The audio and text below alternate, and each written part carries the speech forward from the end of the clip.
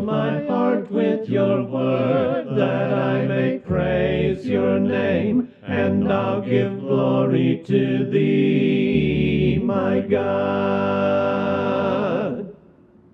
What strategy is best known for being the best defense? A good offense. Get the first strike in, make it good, and make it stick.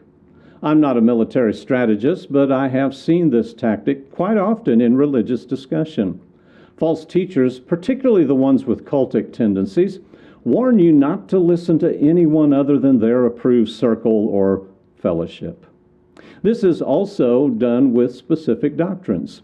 If anyone is teaching an opposing viewpoint, don't listen to them, not even in an effort to study with them. Sometimes the opposition may even be characterized as agents of the Antichrist and may seduce you from the favored doctrine. So, what should we do?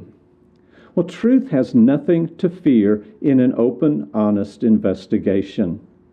The attitude the Lord would have us adopt is, "Come now and let us reason together." Isaiah 1:18. If your heart is honestly seeking the Lord's way, you will find it, but not by burying your head in the sand. If I never listen to the arguments of error, I can never answer it. And if I never discuss differences with my neighbor, I can never convert him or her.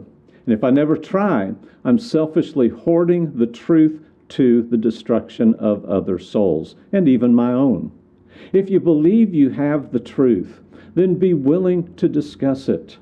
But that will include listening to the other side, whether or not you believe their position is a damnable error. But doesn't the Bible tell us not to listen to false teachers? Well, that it does. A common passage called up for this is Jeremiah 23:16, which says, "Do not listen to the words of the prophets who are prophesying to you. They are leading you into futility. They speak a vision of their own imagination, not from the mouth of the Lord." So Jeremiah is saying they need to poke their fingers in their ears and block out the sound, right? Wrong. The words hear and listen, whether in Hebrew, Greek, or English, have more than one sense to them. When Paul's nephew in Acts 23:21 said, "Do not listen to them, for more than 40 of them are lying in wait for him, who have bound themselves under a curse not to eat or drink until they slay him," did he mean for the commander to stick his fingers in his ears and block out their sound? No, he meant that the commander should not pay them any heed. In other words, don't give in to their demand. That's exactly the sense of Jeremiah 23:16. The Israelites were not to give in to the message of the false prophets.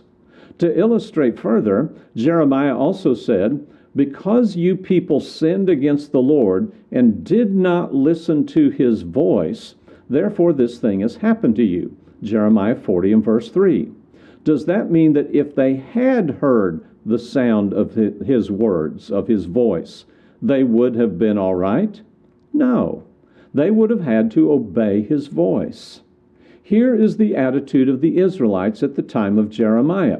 In Jeremiah 44:16 we read, "As for the message that you have spoken to us in the name of the Lord, we are not going to listen to you."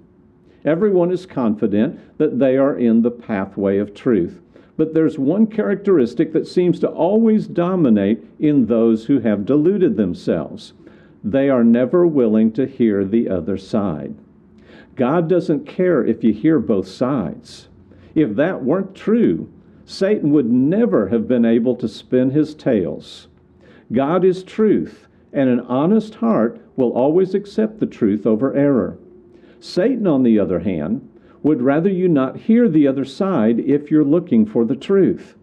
He will lie about the other side, as he did in the beginning, and he'll try to keep you from taking it seriously. Now, this video is number 58 in this series. If you stuck with me to this point, I'd like to think that you really want truth above all else.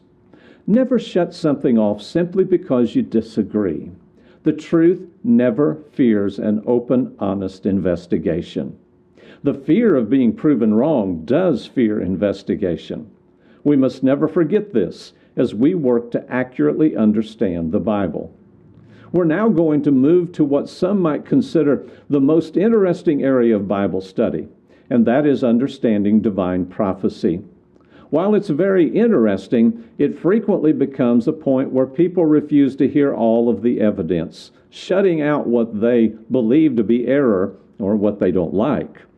Let's study these things out together, because understanding prophecy is a very important part of understanding the Bible. I hope you'll join me as we begin to take up this popular subject in our next video.